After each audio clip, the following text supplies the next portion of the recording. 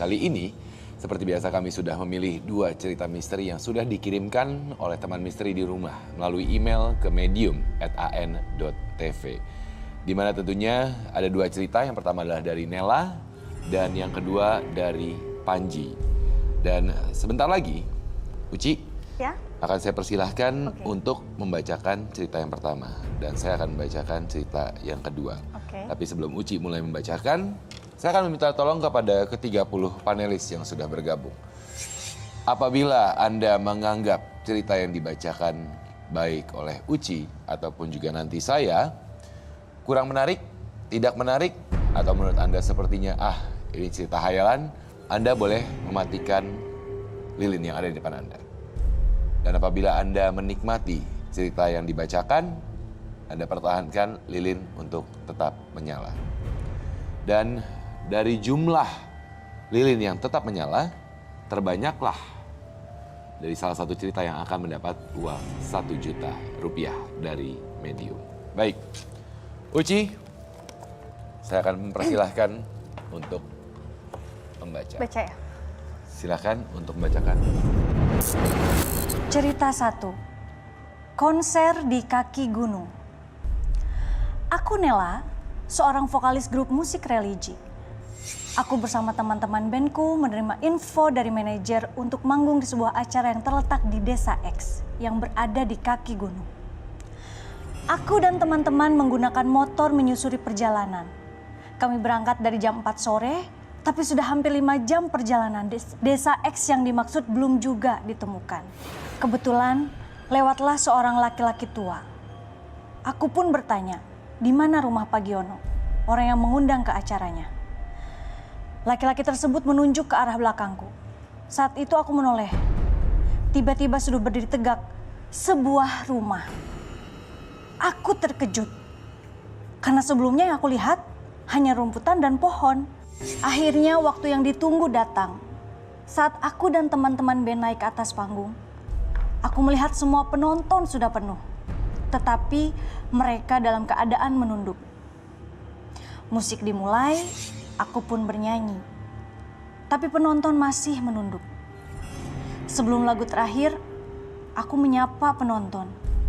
Dan akhirnya mereka pun melihat ke atas panggung. Tapi aku langsung merinding ketika melihat mata mereka yang semua bagian matanya berwarna putih. Dan setelah itu kami pun bergegas pulang. Perjalanan pulang terasa lebih cepat. Hanya 1 jam. Padahal tadi perjalanan berangkat hampir 5 jam. Sesampainya di kota, aku menceritakan pengalaman ini ke pacarku.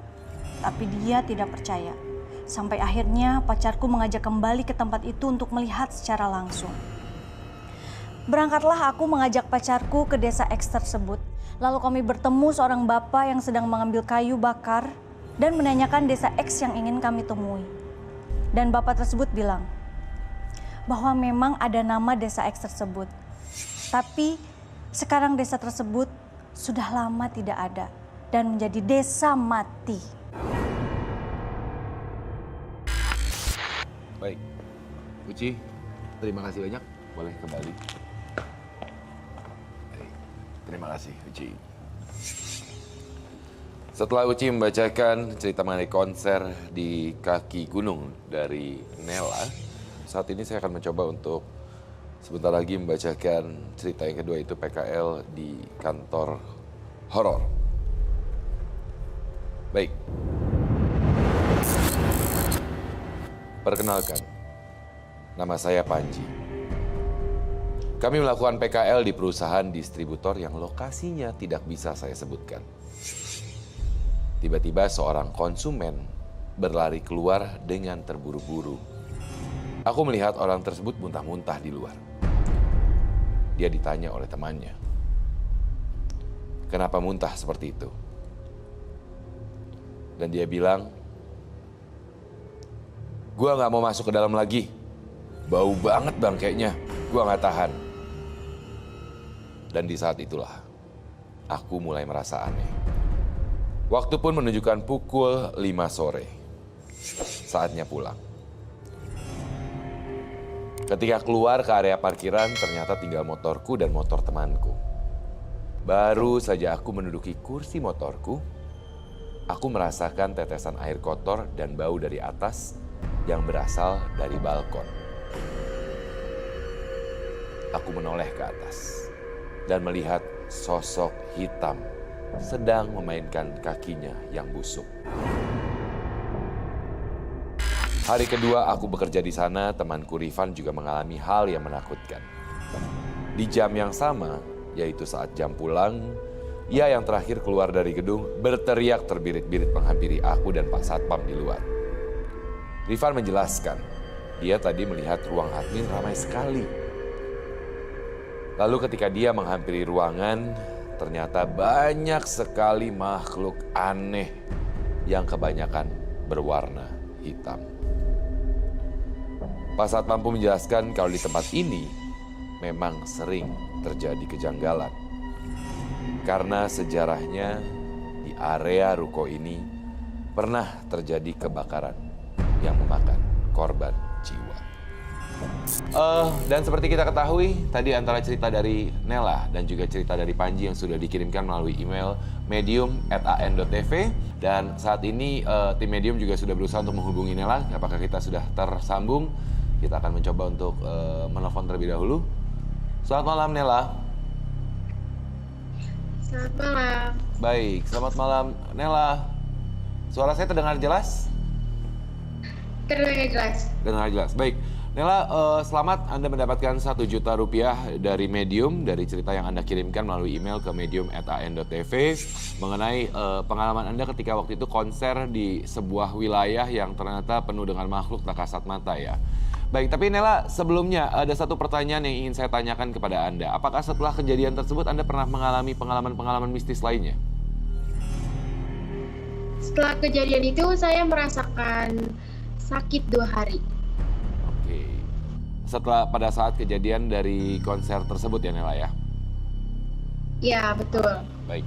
Namun setelah waktu berlalu, apakah pernah melihat lagi atau pernah mengalami gangguan-gangguan? Udah enggak. Oke, baik. Jadi memang kebetulan ketika Anda berkunjung ke daerah tersebut ya, Anda kemudian berinteraksi dengan makhluk-makhluk yang ada di sana. Nela, terima kasih banyak atas cerita yang sudah dibagikan ke medium@an.tv. Selamat sekali lagi, Anda mendapatkan 1 juta rupiah dari Medium dan semoga setelah tadi Anda mengatakan bahwa setelah kejadian tersebut Anda sih minim sekali gangguan dari makhluk-makhluk tak kasat mata, semoga kedepannya juga tidak terjadi gangguan pada Anda ya. Nela, terima kasih banyak. Selamat malam. Malam. Baik, sekali lagi teman misteri, jangan lupa Anda bisa mendapatkan 1 juta rupiah dari Medium apabila Anda membagikan pengalaman misteri Anda melalui email ke medium@an.tv, di mana setiap malamnya kami akan memilih 2 cerita untuk dibacakan dan tentunya salah satunya akan mendapatkan 1 juta rupiah dari Medium. Tasya, terima kasih banyak. Ervan, terima kasih banyak. Uci, terima kasih banyak. Para panelis, terima kasih banyak. Tidak ada salahnya kita semua untuk berdiri mungkin ya.